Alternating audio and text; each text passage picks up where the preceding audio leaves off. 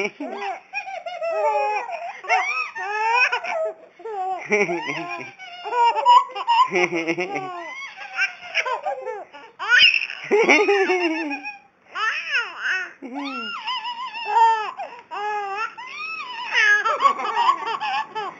cười cười đứa ta.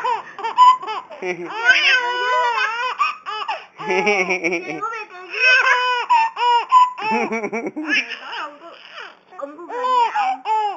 Ủa cười ghê rồi mẹ quýnh nè. Ghê rồi mẹ quýnh nè.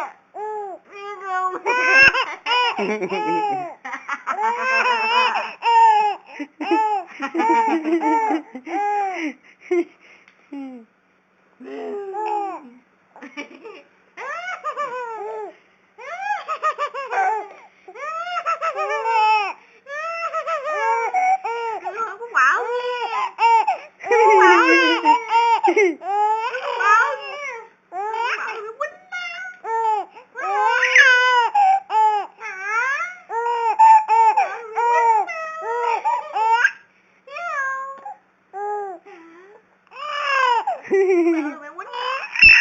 Mẹ quýnh chết luôn.